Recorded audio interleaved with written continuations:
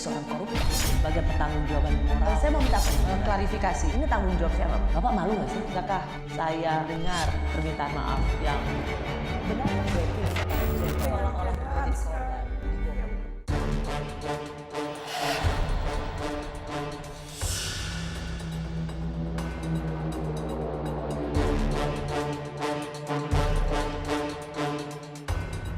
Pelakunya adalah beberapa oknum anggota dari Yonif 408 Subrasta. Bahwa peristiwa tersebut terjadi secara spontanitas karena adanya kesalahpahaman antara kedua belah pihak. Di situ jelas kalau dari videonya tidak ada proses kesalahpahaman. Yang ada adalah langsung penyerangan atau tindak pidana penganiayaan. Jangan semena-mena, kalau ada keliru diproses saja. Tapi kalau semena-mena ingat, yang Anda hadapi itu rakyat. Jangan bikin rakyat marah.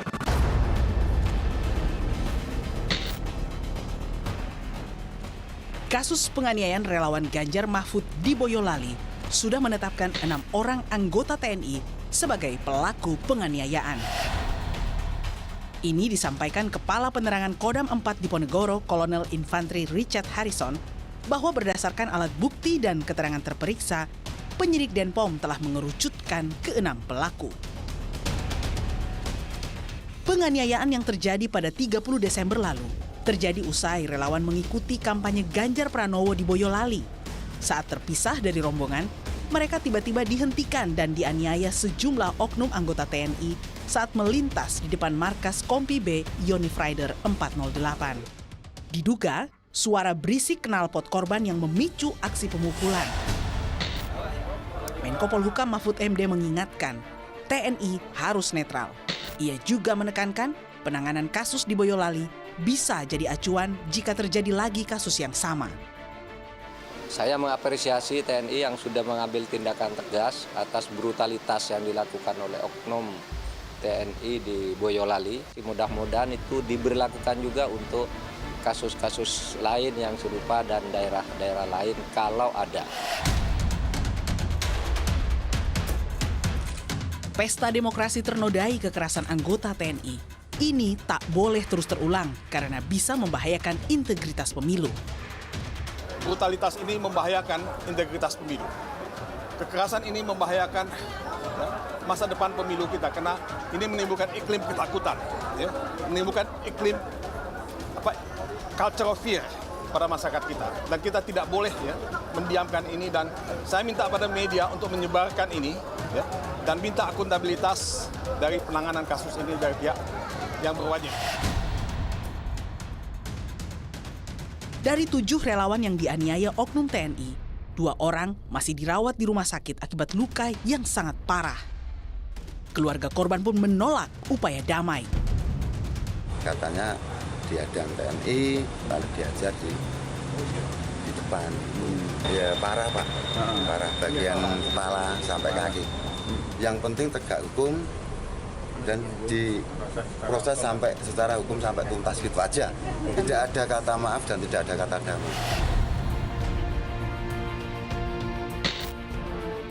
Tak ada pilihan, TNI harus transparan mengungkap kasus kekerasan anggotanya. Publik pun menunggu pembuktian itu agar netralitas TNI tidak lagi dipertanyakan.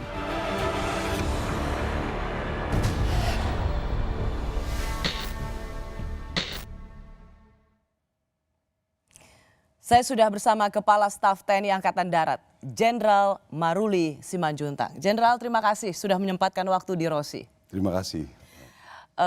Jenderal, saya mau tanya dulu soal penganiayaan yang dilakukan oleh anggota Anda pada relawan salah satu calon presidennya itu Ganjar. Apa respons Anda? Ya, jadi sebetulnya dari sejak awal kita juga punya banyak hal yang kita bisa ungkapkan proses terjadinya penganiayaan tersebut. Cuma pada saat itu karena saya berpikir bahwa ini dalam kondisi kampanye, saya pikir jangan sampai ini jadi besar. Makanya saya sampaikan sudah cukuplah Dandim yang berbicara. Anggaplah ini setelah saya telusuri juga tidak ada hubungannya dengan lain sebagainya. Ini karena anggota saya yang anak-anak muda yang merespon seperti itu. Nah, tapi dilihat dari perkembangannya sekarang larinya kemana-mana. Makanya saya berterima kasih sekali sama Bu Rosi bisa mengundang saya di sini. Gitu. Jadi coba menganalisa kejadian itu jangan hanya video pendeknya saja. Yang hanya beberapa detik itu langsung membuat kesimpulan. Kan itu terjadinya jam 11.19. Mereka siang, sudah ya? berputar-putar mulai dari jam 9. Kalau kita lihat itu di video itu sudah 8 kali pulang pergi itu di depan batalion. Sudah berulang kali diingatkan. Sekian persen mereka itu mabuk. Itu semua banyak yang kita dapatkan. Cuma ya saya pikir mudah-mudahan dengan cara penyelesaian seperti ini, respon kami sudah ditanggapi dengan baik oleh seluruh petinggi-petingginya, responnya baik semua. Tadi dengar sendiri dari Pak Mahfud, terima kasih atas responnya. Dari Pak Ganjar juga ada kata-kata itu, dari Ketua TPN juga ada seperti itu. Nah ini yang pinggir-pinggir kok ributnya kemana-mana gitu. Makanya saya pikir saya perlu juga, jadi terima kasih sekali Bu Rosi mengundang saya. Jenderal, yang ingin saya tanyakan juga adalah apakah kemudian peristiwa ini mau dinormalisasi? Artinya menganggap bahwa karena ada soal mereka konvoi 8 kali, kemudian menormalisasi apa yang dilakukan oleh anggota Anda? Ya maksudnya ada aksi ada reaksi ya. Jadi kan disebutkan mengarahnya kayaknya ada rencana pencegatan, masukin ke dalam asrama. Ini kan cara berpikirnya, mana sempat orang lihat dengar suara bising tiba-tiba lari dicegat. Enggak inilah, normal saja berpikirnya. Ini sudah 8 kali dia. Makanya dia langsung nyegat yang berikutnya gitu, terjadi reaksi seperti itu gitu. Kalau hanya dibilangnya orang punya rencana segala macam, enggak lah. Ya, jangan terlalu banyak disangkutkan kemana-mana gitu. Ini anak-anak muda yang emosinya masih seperti itu. Walaupun apapun yang terjadi salah betul penganiayaan. Tapi dengan aksinya seperti itu, saya pikir ya kita semua harus evaluasi lah. Ya, orang mabuk berkendaraan seperti itu kan berbahaya. Ya kan? Itu juga mungkin harus ada evaluasi dari tim yang menyelenggarakannya gitu. Jangan dari kami terus. Kami sudah cukup kurang apa coba. Hari itu ada kejadian malamnya mereka sudah ditahan. Sekarang dalam waktu berapa hari sudah ada tersangka. Jadi jangan dibawa kemana-mana lagi gitu. Itu kira-kira. Oke, Jenderal, kami punya kesaksian dari salah seorang korban, saat itu dia masih di rumah sakit. Saya rasa kita perlu mendengarkan itu untuk mendengar apa yang dia alami. Ini dia. Mas Slamet, mungkin bisa diceritakan kronologi peristiwa kemarin itu bagaimana, Mas? Ya. Waktu itu saya pulang dari acara sosialisasi Pak Ganjar. Saya di lampu merah berhenti, posisi lampu merah. Saya nggak ngeber-ngeber motor, saya langsung diambilin oleh 2 orang. Nggak ada dialog, nggak ada kata-kata, saya langsung dipukul, saya jatuh, saya dimasukkan ke pos penjagaan. Sampainya di dalam, saya disuruh lepas baju, dipukulin lagi. Posisi itu baju saya pakai untuk tutup muka.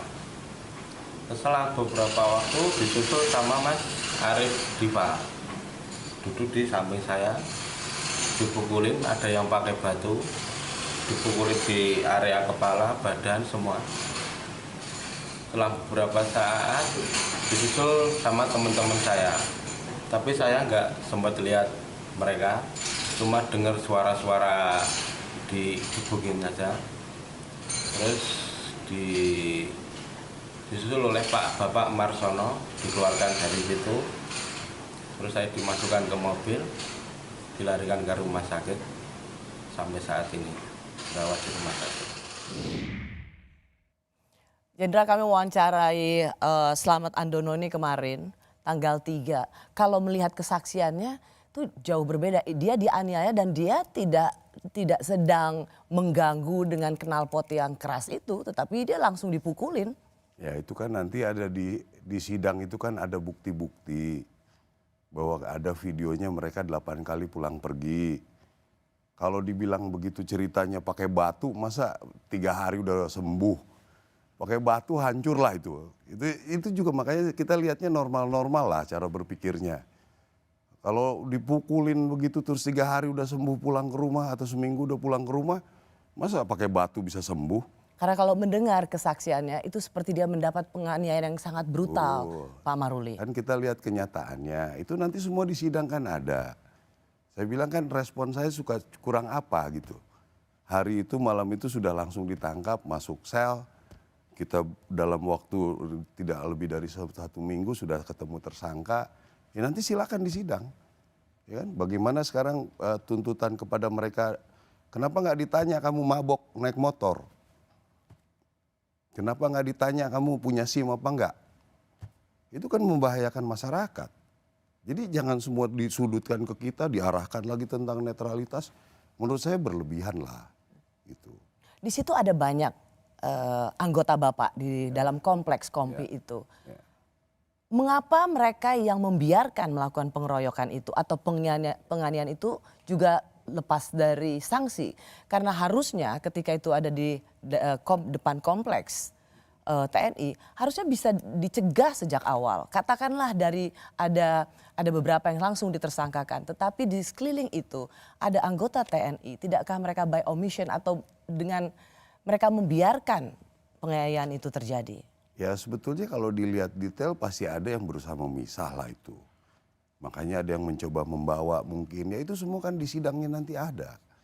Cuma kalau saya lihat bahwa apa orang pada bilang arahnya langsung ke sana ke sini, ya itu berlebihan lah. Udah kita kan saya sudah bilang netralitas, saya yakinkan, saya pada saat dilantik saya sudah sampaikan bahwa saya akan tegas masalah ini. Saya buktikan ada peristiwa-peristiwa dalam waktu 1 malam sudah masuk di sel. Ya terus mau diapalin lagi gitu. Tinggal nanti sidang dong, dia punya hak juga untuk membela diri. Kalau misalnya dikatakan bahwa dibawa masuk, saya dimasukkan ke pos penjagaan sampai di dalam saya disuruh pas baju dipukulin lagi. Posisi itu baju saya pakai tutup muka. Selang beberapa waktu disusul sama Mas Arief Diva duduk samping saya dipukulin lagi. Tidakkah itu sebuah penganiayaan yang bisa cukup serius dan sistematis, Jenderal? Ya, makanya itu dia kan kondisi mabuk. Ngomongnya juga kan orang mabuk gimana? Tanya aja orang rumah sakit. Ya sekarang kalau dibilang pakai batu nih, masa seminggu pakai batu sembuh? Ya kan pasti hancur lah kalau pakai batu. Jadi ya ini nanti kan ada di sidang. Ini punya pembelaan, nanti kita berusaha ada pembelaan. Itu kan di sidang semua. Jangan dihiperbolkan jadi parah sekali. Kalau memang tentara mukul itu mungkin cederanya sebulan baru mukul, belum pakai batu. Kalau pakai batu mungkin berbulan-bulan itu hancurnya gitu. Jadi cobalah dilihatnya kita normal. Nanti di sidang jalan semua, kalau mau sidangnya nanti terbuka kita bikin terbuka, gak ada masalah. Ya mau apa lagi yang kita... Saya agak khawatir dengan jawaban Kasat. Karena sekali lagi seolah menormalisasikan apa yang dilakukan oleh anak buah Anda. Seolah-olah penganiayaan ini biasa. Kalau dibilang begitu kan, kalau dibilang biasa saya tidak akan memberikan tanggapan 1 malam udah ditangkap. Itu kan sudah cukup lah. Saya nggak mungkin saya menganggap remeh, saya nggak biarin dulu lah. Karena saya menganggap ini dalam waktu kampanye, ada penganiayaan, ya langsung malam itu harus masuk. Berapa orang, itu udah cukup lah. Ya kan reaksi, tidak saya menormalisasi pemukulan orang, enggak. Apalagi saat kampanye begini, apalagi dalam kondisi mereka kampanye. Makanya tadi saya katakan, supaya jangan terlalu ribut, biar Dandim yang bicara. Jangan bicara tentang mabuk. Jangan bicara tentang dia nggak punya SIM. Jangan bicara, supaya enak aja udah.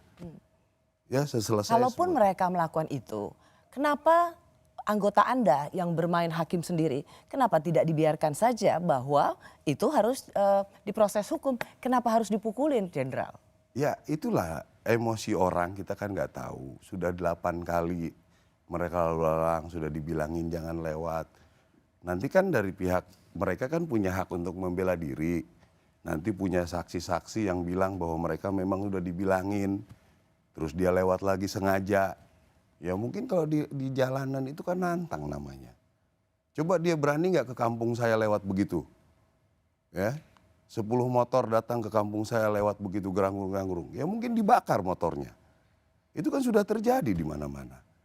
Apakah ini mereka juga? Ya saya juga tidak menyalahkan anak-anak muda yang sedang bereporia lah. Cuma ya jangan kita-kita ini para yang sudah mulai menjadi tokoh ini mengajari masyarakat jadi nggak benar. Mengekspos TNI tidak netral lah. Ya, penganiayaan begitu parah lah katanya. Sempat ada yang bilang mati lah, koma lah. Kalau dilihat cara ngomongnya tadi udah boleh pulang kok sama dokternya, cuma dibuat-buat aja. Supaya clear, supaya dapat persepsi, saya ingin dapat jawaban yang clear dari seorang Kasat. Apakah dengan jawaban Anda ini, Anda ingin membenarkan apa yang dilakukan oleh anggota Anda? Gak bisa saya bilang benar, tapi dia punya hak untuk membela diri. Dia punya hak untuk membela diri. Aksi reaksi. Namanya pemukulan itu jelas saya bilang itu. Jelas namanya pemukulan salah. Apapun. Kadang-kadang defensif pun jadi salah. Itu pemukulan. Jelas hukumnya ada, jelas. Reaksi kami malam itu juga kita tangkap. Masuk sel. Jadi gimana lagi? Mau dibilang saya mau bilang pembenaran bela anggota. Ya, tapi mereka saya bilang jangan lupa. Mereka punya hak untuk membela diri. Ya, mereka punya hak untuk punya lawyer. Mereka punya hak untuk melihat saksi. Bagaimana sebenarnya respon masyarakat? Kan sekarang banyak di media itu. Bagaimana masyarakat terganggu dengan suara kebisingan itu. Ya, sekarang banyak di media sampai tangki-tangki ciu itu di dalam mobil. Disuruh minumin semua. Terus ya saya bilang ini kondisinya seperti itu. Ya, jangan sampai nanti kita para tokoh-tokoh yang sudah menjelang tokoh lah. Kalau tokoh benernya kan tadi saya bilang udah bagus bicaranya tuh. Ya, yang tengah-tengah ini ributnya kemana-mana gitu. Coba evaluasi juga lah, ya, apakah itu tidak membahayakan orang. Kita kalau mau orang edukasi bilang lah, ya, itu masyarakat tuh udah kondisi-kondisi begitu. Apakah Anda saat ini sangat merasa terganggu karena merasa diserang? Ya, memang kenyataannya seperti itu. Dibilang TNI tidak netral kok. Tidak netral dari mana kita mau ngomong yang mananya? Simpatisan lah. Ini anak-anak lahirnya aja 2000 sekian. Oke, saya akan masuk ke pertanyaan itu Kasat untuk Jenderal. Tapi kita akan break dulu karena ada memang tudingan yang sangat cukup serius ditujukan pada institusi TNI supaya netral, supaya jangan berpihak. Apalagi ketika penganiayaan ini terjadi sedang ada kampanye salah satu calon presiden dan dianggap ini adalah sebuah intimidasi yang berbau politis. Peristiwa tersebut terjadi secara spontanitas karena adanya kesalahpahaman antara kedua belah pihak. Saat beberapa anggota Kipan B melaksanakan olahraga bola voli, kemudian mendengar suara bising yang membuat tidak nyaman dari beberapa sepeda motor dengan knalpot brong. Melintas secara terus-menerus dan berulang kali. Kemudian beberapa oknum anggota secara spontan keluar dari asrama menuju ke jalan di depan asrama guna mencari sumber suara knalpot brong pengendara motor tersebut. Untuk mengingatkan kepada pengendara dengan cara menghentikan serta membubarkan hingga terjadilah penganiayaan terhadap pengendara sepeda motor knalpot brong tersebut. Masih bersama saya Kepala Staf TNI Angkatan Darat, Jenderal Maruli Simanjuntak. Kalau melihat keterangan pers Dandim tadi itu banyak menuai protes karena sekali lagi seolah-olah membenarkan apa yang dilakukan karena knalpotnya berisik maka anggota TNI dengan secara semena-mena bisa menertibkan masyarakat. Apakah ini yang juga ingin Anda katakan? Karena ribut sih maka anggota TNI berhak untuk menertibkan. Ya itulah makanya tadi saya sampaikan Mbak Rosi masalah kita jangan menganalisa dari video yang pendek, dari cara penyampaian. Saya sudah dari awal sudah saya sampaikan bahwa penyampaiannya ini saya sengaja Dandim biar bicara. Maksudnya ini jangan dianggap jadi besar di kondisi kampanye ini. Kita semua kan katanya sudah komit bahwa kampanye damai. Itu kan semua sudah dilakukan oleh katanya seluruh partai, kami juga aparat sudah declare supaya damai. Ya kalau dia salah-salah dikit ngomong ya tujuannya dianggap baik lah, berpikir positif aja lah. Tapi yang jelas respon kami tidak menganggap remeh itu kan sudah saya tadi bilang. Kita tangkap, masuk sel. Itu Gitu. Izinkan saya juga untuk mendengarkan bagaimana keterangan pers dari Dandim ini dibantah oleh anggota atau wakil ketua TPN Ganjar Mahfud yang juga mantan Panglima TNI. Ini dia.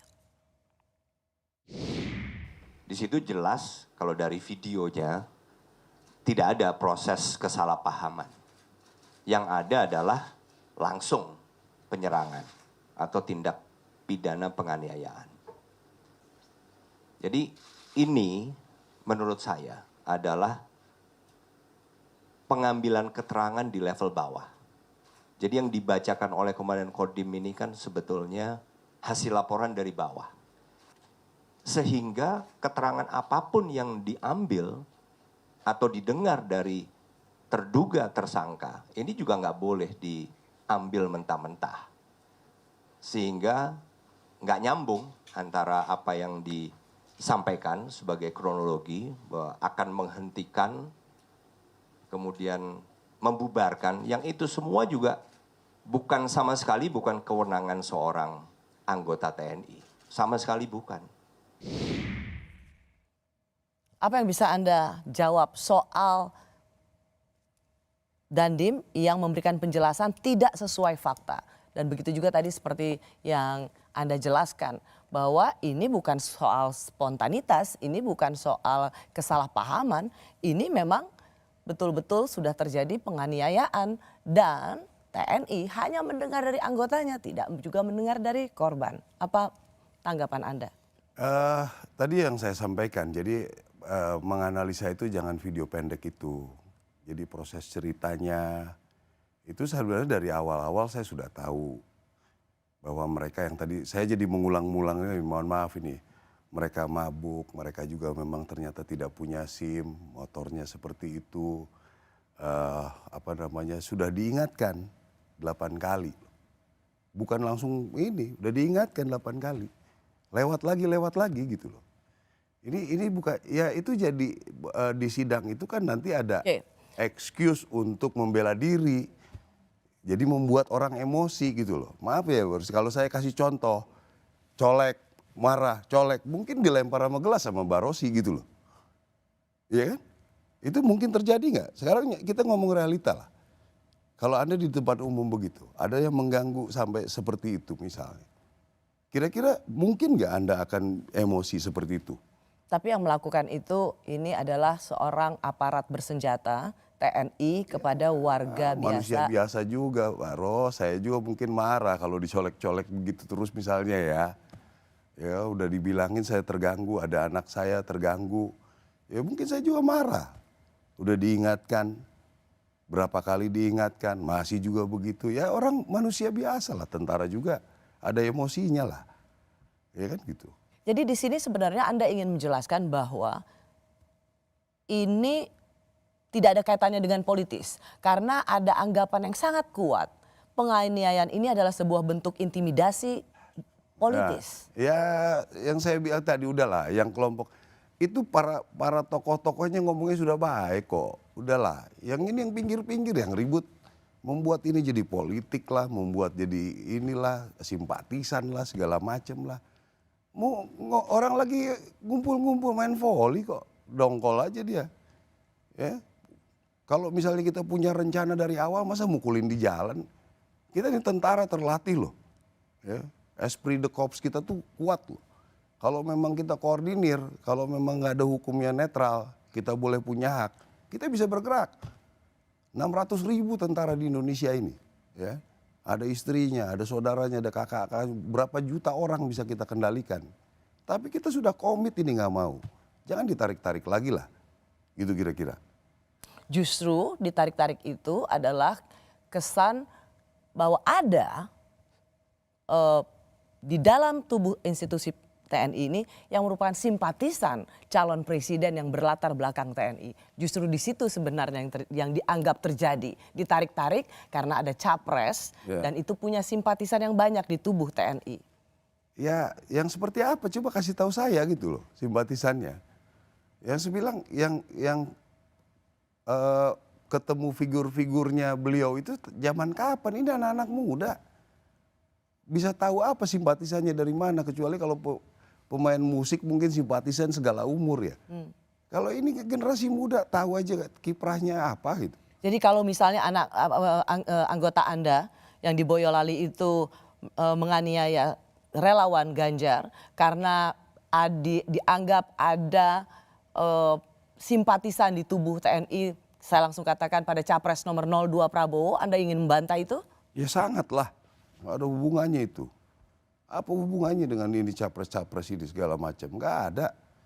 Itu kan mereka, saya bisa mengerti lah anak-anak muda itu. Bahwa pada saat ini dia merasa merdeka, tidak ada yang larang. Ya bisa naik motor seenaknya. Ya itulah anak-anak muda gitu loh. Ada zamannya lah seperti itu. Kalau langsung dihubung-hubungkan begini segala macam ikut-ikutan.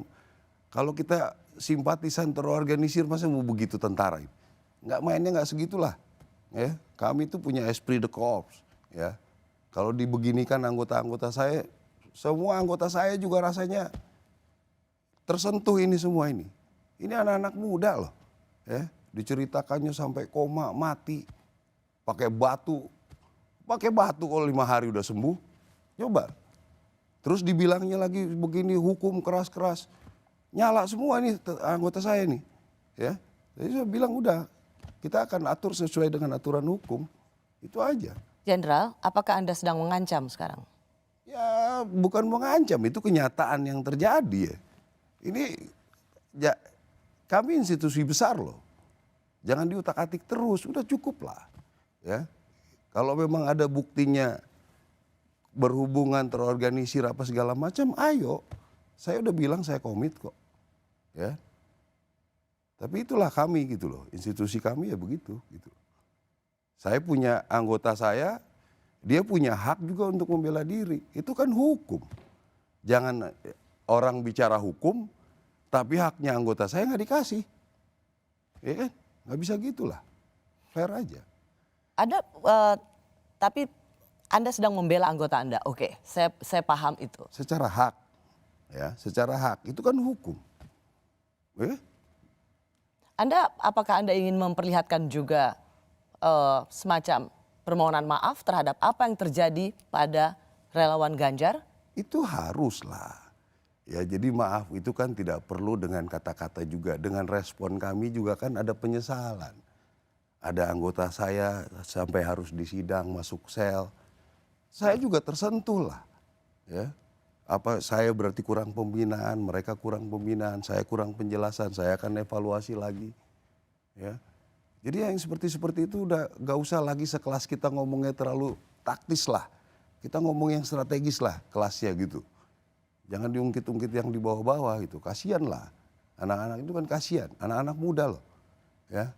Kalau kecuali dia sampai mati, cedera seumur hidup. Ya. Tapi jangan diperbesar seperti itu yang hanya katanya dipukul pakai batu terus 5 hari sembuh. Siapa nih yang mikir ngatur-ngatur mereka? Siapa yang ngajarin? Kita punya kultur menyelesaikan masalah dengan musyawarah. Yang ngajarin tuh siapa? Apa maunya? Apa tujuannya? Jangan merusak budaya-budaya kita yang sudah baik gitu. Ya. Mengantarkan kembali yang ini suruh bikin statement segala macam. Pikir kita bodoh apa melihat itu nggak direncanakan? Sudah cukup lah. Ya. Kalau memang ada bukti-bukti lain bahwa ada simpatisan, ada kasih tahu saya. Saya akan ingatkan. Besok pun saya akan vikon, akan saya jelaskan lagi nih.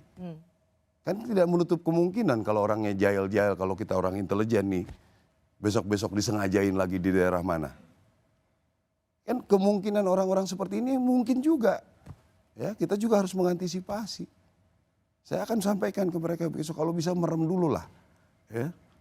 Yang mau lewat-lewat dia berulang-ulang udah merem aja dulu. Tapi ingat, kita punya tanggung jawab warga negara. ketertiban umum. Apa kita mau biarkan orang mabuk naik motor selewaran begitu? Ya tapi kan nggak dipukulin dong Pak Maruli. Betul. Siapa sekarang yang bisa mengerjakan mereka? Menghentikan mereka? Saya tanya itu aja. Siapa yang bisa menghentikan mereka? Lapor Polantas. Siapa? Nggak ada. Kita ngomong kenyataan di lapangan lah. Ya. Mau dibikin prosedur, mau dilaporkan kayak begitu. Mungkin ada tindak lanjut nggak? Kenyataan. Ya, saya nggak bela-bela anggota loh. Ya, dia bertanggung jawab. Silakan. Hukum jelas. Ya. Ini masa orang kita selevel kita loh, membiarkan orang mabuk naik motor. Kalau dia yang mati sendiri urusan dia. Kalau mencelakakan orang. Bu Rosi kan lihat bagaimana dia minum di jalanan seperti itu. Ya, saya sudah tahu sejak awal, saya bungkus itu semua. Supaya jangan ini situasi kampanye ini supaya. Tapi kalau begini terus mau gimana lagi? Ya, oke. Kita dapat sekarang faktanya dari Anda yang mengatakan bahwa satu, mereka Anda mau mengkonfirmasi di sini bahwa mereka sudah minum alkohol sebelumnya, jadi mabuk. Lalu mereka mengendarai motor tanpa SIM dengan knalpot yang membisingkan, lewat-lewat di kompleks TNI gitu. Tapi kan tetap saja pertanyaan yang harus dijawab adalah itu tidak dibenarkan, dianiaya, dan anggota Anda tidak punya hak untuk melakukan itu, Jenderal. Semua orang tidak punya hak untuk menganiaya. Semua orang. Itu clear. Itu clear. Artinya memang harusnya ada pengakuan bahwa anggota Anda bersalah. Udah salah, makanya ditangkap di dalam sel sekarang. Udah salah. Yang Anda ingin tegaskan saat ini jangan dikaitkan bahwa itu adalah penganiayaan politis, penganiayaan dalam rangka simpatisan pada capres tertentu. Sudah di sel anggota saya. Ya, udah di sel. Bukan ya, maksudnya pertanyaan saya adalah yang ingin Anda bantah malam hari ini adalah bahwa penganiayaan itu tidak ada hubungannya dengan simpatisan pada capres tertentu. Ya, saya bilang bagaimana mau simpatisan, orang naik motor di jalanan di ujung-ujung ditarik-tarik kok itu ceritanya. Ya, kejadiannya yang saya bilang itu, orang mabuk dikasih tahu nggak bisa. Ya, mungkin ceritanya lagi kondisi mabuk, ceritanya kemana-mana orang mabuk, ya kan gitu. Baik. Ya itu sekarang kan nanti udah sidang, mau terbuka, ayo terbuka. Mau apa lagi? Tapi kalau dikait-kaitan, kaitnya mana, dengan siapa gitu loh. Panglima TNI mengatakan bahwa soal ini penanganan masalah ini adalah ranahnya KSAD. Maksudnya Panglima itu apa? Ranahnya Anda? Ya, memang kalau Panglima itu bertanggung jawab untuk penggunaan kekuatan. Saya pembinaan kekuatan. Jadi sayalah yang melatih, menyiapkan anggota, semua itu bagian saya. Pembinaan. Apakah kemudian Anda juga merasa bertanggung jawab terhadap apa yang terjadi? Sangat. Apa yang dilakukan oleh anggota Anda? Makanya tadi saya bilang, saya juga merasa bahwa berarti saya kurang menjelaskan. Ya kan? Apa perlu penjelasan lagi? Saya akan evaluasi. Ya kan? Mungkin nanti ke depan ini saya kalau disudutkan begini terus, terpaksa saya bilang udahlah kalau udah mau naik motor mabuk kita biarin. Mau gimana? Ya, padahal itu kan kita kalau kita masih bisa menghentikan suatu hal yang membahayakan, kenapa nggak kita lakukan? Itu hak bahkan kewajiban warga negara. Ya, menghentikan sesuatu yang mengganggu ketertiban, ya. Membahayakan. Benar membahayakan, Ya. tapi tidak dengan kekerasan, tidak dengan penganiayaan. Betul. Ya. Kita harus clear itu karena saya tidak ingin apa yang Anda jelaskan itu kemudian seolah-olah ditangkap oleh orang yang mendengarkan percakapan kita adalah kasat seolah-olah membenarkan, hei tentara nggak apa-apa, kalau ada yang ngaco di jalan gebukin aja. Saya tidak ingin itu menjadi message yang ditangkap oleh orang yang menonton saya, Pak Maruli. Terima kasih ya, tapi ya itu yang saya bilang. Saya kira respon saya untuk segera menangkap, menahan itu kan sudah cukuplah memberitakan bahwa saya juga menganggap itu hal yang tidak baik lah. Memukuli orang itu apapun alasannya, yang saya bilang orang defense saja itu tetap masuk sidang loh. Apalagi ini ya dianggapnya dalam kelompok besar gitu. TNI memang tengah disorot, apalagi ketika ada Babinsa yang ikut mendata tentang data penduduk dengan alasan untuk bedah rumah.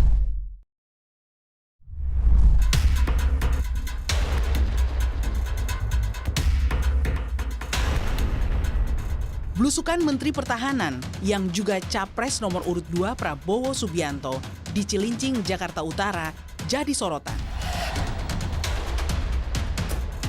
Saat blusukan 30 Desember lalu, Prabowo terlihat berbincang dengan sejumlah warga. Blusukan Prabowo ini jadi heboh usai beredar sebuah video di media sosial. Dalam video itu, warga Cilincing Juli Handayani mengaku ada anggota Babinsa atau Bintara Pembina Desa yang meminta KTP dan KK usai Prabowo Subianto datang. KTP sama kakak. Buat apa? Nggak tahu, Babinsa yang ambil orang abrik kayak pakaian loreng-loreng. Minta data gitu. Iya, saya diambil, mama saya diambil. Buat apa bilang? Nggak tahu buat apa. Ntar ada ya bu katanya. Kata dia ngomong ke suami saya juga. Namun di kesempatan yang lain, pernyataan Juli berubah. Juli mengaku tidak pernah didatangi dan didata Babinsa. Enggak minta kakak KTP. Oke, jadi memang cuma datang. Cuma datang, keluhannya apa? Ya udah langsung itu keluhannya air bersih. Orang TNI juga Bu? Oh enggak ada. Minta di Enggak tahu itu orang apa, saya enggak. pernah didatengin Babinsa atau apa gitu Bu? Enggak. TNI membenarkan ada anggota Babinsa yang mendata warga Cilincing. Melalui keterangan tertulis, Kepala Pusat Penerangan TNI Brigjen Nugraha Gumilar mengatakan pengambilan KTP dan KK oleh Babinsa dalam rangka pendataan rumah warga yang akan dibedah oleh Unhan Kemhan RI sebagai bentuk kegiatan Tridharma perguruan tinggi.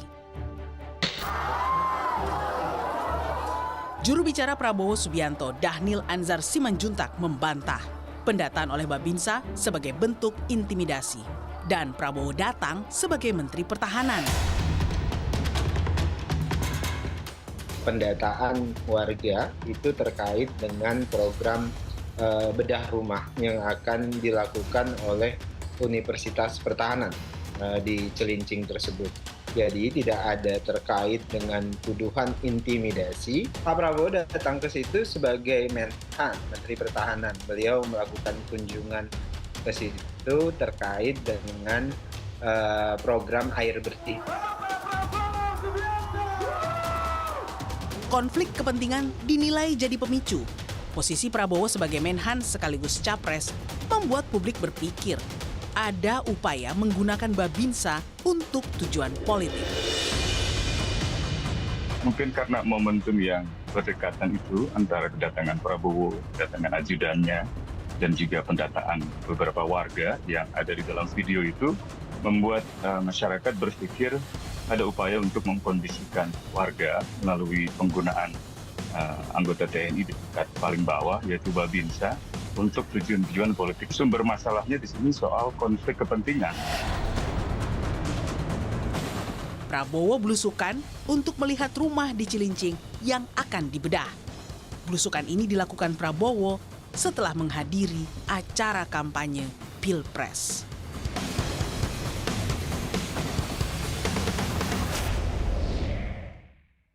Bersama saya Kepala Staf TNI Angkatan Darat. Ia dijuluki Jenderal Air karena menginisiasi program air bersih di daerah-daerah dimulai dari NTT hingga daerah terpencil lainnya dengan sebutan TNI AD Manunggal Air. Jenderal TNI Maruli Simanjuntak. Dulu Anda menggunakan Babinsa untuk menolong masyarakat daerah tertinggal, daerah pengungsi NTT dari konflik Timur Timur waktu itu. Tapi sekarang Babinsa dipakai untuk kampanye, boleh? Ya jelas nggak boleh lah, kita kan sudah berulang kali netralitas ya. Jadi kalau dilihat sepintas itu, memang saya sudah mendapatkan laporan itu. Tadi kalau dilihat sepintas kan nggak ada penyebutan nama salah satu capres. Jadi kalau Babinsa itu dimintain tolong carikan rumah yang mau dibenerin, ya mungkin dia juga meresponnya, ini saya tahu ada kampung-kampung yang perlu dibantuin. Ada yang perlu air, dia tahu persis ada yang perlu air. Nah inilah makanya di masa kampanye ini nanti saya akan evaluasi. Pak Maruli, sebentar saya potong. Siapa yang bisa memerintahkan Babinsa? Ya cuma struktural ya itu Dandim lah. Dandim, dan rem pun harus melalui Dandim. Kalau dari luar nggak bisa. Artinya benar dong, di sini bisa sangat besar terjadi konflik kepentingan ketika ada seorang calon presiden yang juga menjabat Menteri Pertahanan, kemudian mungkin anggota Anda juga ikut menginisiasi untuk membantu salah satu capres dan kemudian menggunakan Babinsa untuk kampanye. Ya, jadi yang tadi saya sampaikan, saya akan evaluasi sampai sejauh mana dia mengerti bahwa ini dalam kondisi kampanye. Itu mungkin kalau capres yang lain pun minta tolong begitu, mungkin ya dia pikir jangan nama capres ya, tadi berdasarkan Unhan ya. Ada yang mau bantuin benerin rumah ya, dia akan coba membantu gitu. Nah inilah yang akan coba saya evaluasi. Sekarang ini udahlah, kalau memang begini-begini orang ditarik-tarik udah nggak usah dulu deh. Ketika memang ada calon presiden masih aktif sebagai Menteri Pertahanan, ada calon wakil presiden juga masih aktif sebagai Menko Polhukam, dan dua-duanya memiliki relasi dengan TNI, itu menurut Anda seberapa besar kemampuan Anda untuk tidak menjadikan Babinsa sebagai alat kampanye atau untuk mendulang suara? Saya sangat mudah, kalau memang ada laporan kan gampang sekarang. Itu kan Anda langsung mewawancarai orang, ketemu orang. Ya kalau perlu orangnya kita tarik. Tapi bisa nggak mulai saat ini Babinsa itu tidak dilibatkan untuk kampanye dan kemudian untuk pendulangan suara? Sangat bisa. Apa yang bisa Anda lakukan? Saya sudah bilang kalau ketahuan main-main pasti harus bertanggung jawab. Kita langsung sidang, tarik. Ya, sebenarnya mudah-mudah saja sih sebenarnya begitu. Kalau evaluasi dari peristiwa yang kemarin cukup diributkan, menurut Anda apa evaluasi atau introspeksi yang dari mana Anda? Nih? Yang soal Cilincing. Babinsa mendadak. Ya, makanya saya bilang, mungkin dia disampaikan. Nanti saya masih mungkin nih, karena saya baru laporan secara umum nih, bahwa ada Unhan, ya, mungkin singkatan Unhan juga dia belum tentu tahu nih anak-anak di bawah ini, yang akan membantu perumahan yang rusak. Ya dia kasih datanya, ya kan? Dan tadi terbukti orang itu tidak ngomong capres juga. Si ibu-ibu tadi itu yang ditanya itu, dia hanya bilang dia minta data, mungkin dia perlu untuk pendaftaran. Babinsa ini pikir udah lu diam aja, yang penting ntar gue daftarin rumah lu bagus kan? Ya, kan nggak ada kata-katanya. Ya, hanya dikaitkan ketika hampir bersamaan waktunya dengan kunjungan salah satu calon presiden. Nanti kita evaluasi lah kalau memang hal itu udah. Biarin aja orang-orang susah itu dibiarin dulu sekarang ini karena kampanye. Daripada ditarik-tarik terus kan gitu aja. Ya. Jenderal sendiri dalam Pilpres ini Anda bisa netral? Saya nggak punya pilihan, sudah terlanjur tentara. Ya, kalau saya punya hak ya saya akan milih. Tapi sekarang sudah tentara ya nggak punya hak, terus gimana lagi? Nggak bisa lagi sudah. Saya bilang saya ya jadi orang.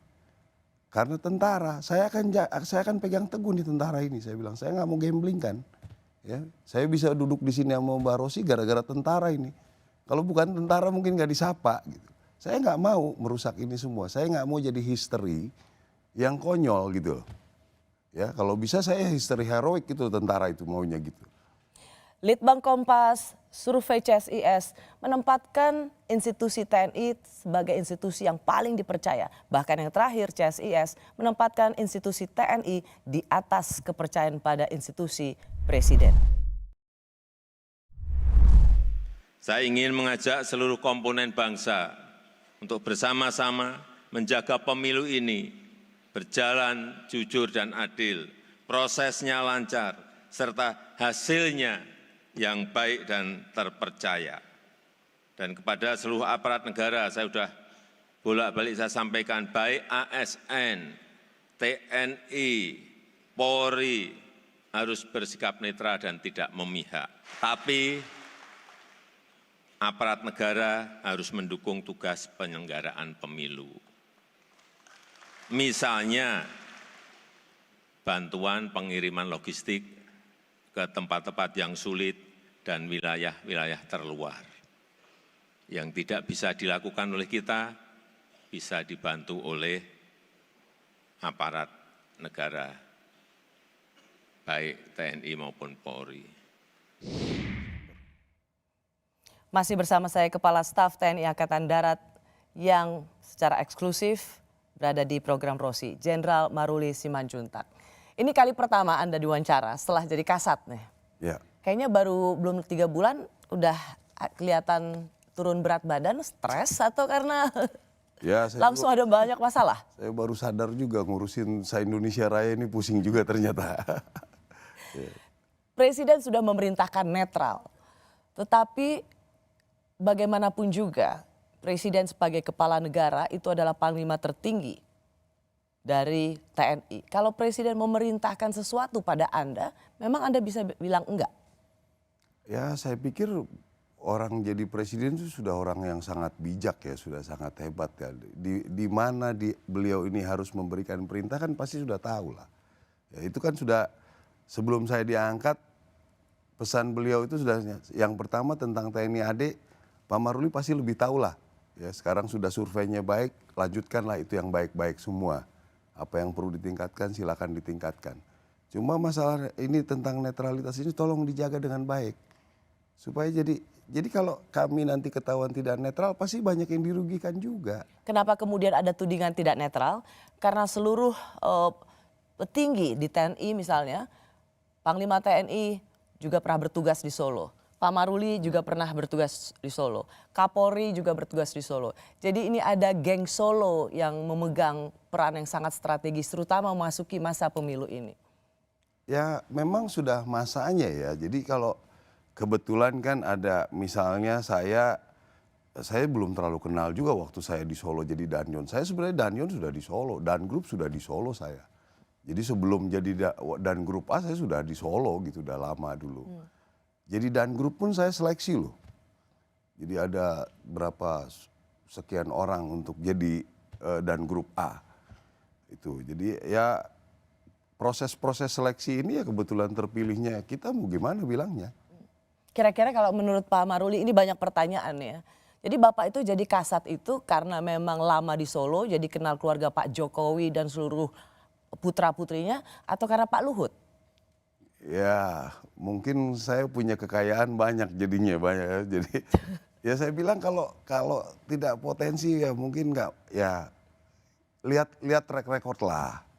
Apa yang pernah dibuat orang, coba belajarnya jangan langsung sambil duduk dilantik temennya itu.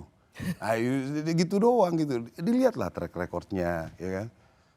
Saya pernah di Papua, saya pernah lomba tembak ARM, saya pernah jadi danrem terbaik, jadi dilihatlah itu perjalanan orang. Jadi saya kadang-kadang pengen jelaskan, cuma kan capek juga jelasin satu-satu. Cuma yang saya minta ya kalau lihat orang itu lihat track recordnya lah, itu gimana ceritanya. Karena kalau dulu Maruli Simanjuntak itu siapa? Mantunya Pak Luhut. Ya. Sekarang udah kebalik. Pak Luhut itu siapa? Mertuanya Kasat.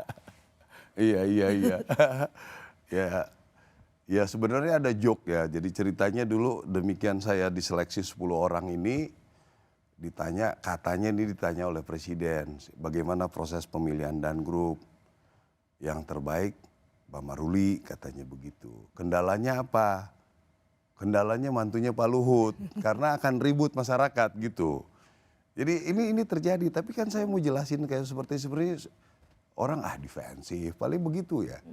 Mungkin yang saya bilang orang berpikiran seperti itu setelah sekian lama mengamati kejadian begitu-begitu terus, akhirnya berpendapat semua sama.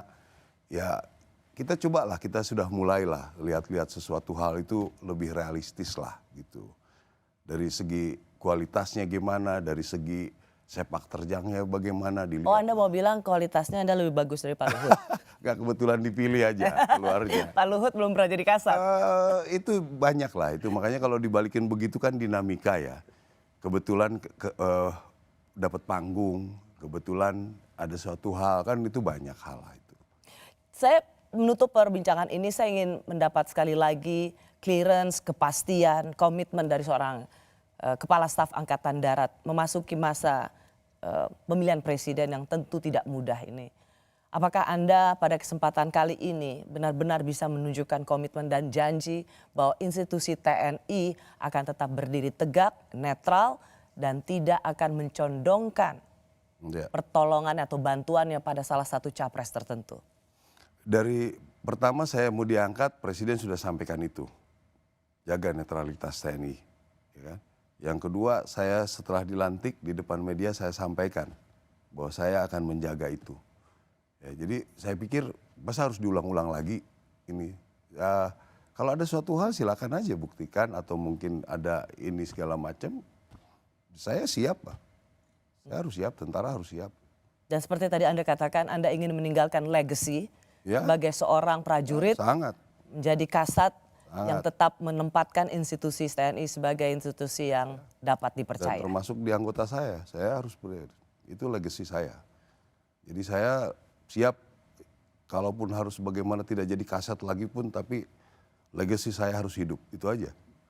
Jenderal Maruli Simanjuntak, terima kasih. Saya mengapresiasi waktu dan penjelasan Anda di Rosi. Terima kasih. Terima kasih, Jenderal. Saya Rosyana Silalahi, terima kasih sudah menyaksikan program Rosi. Kita jumpa lagi Kamis depan, tetaplah di Kompas TV, independen, terpercaya.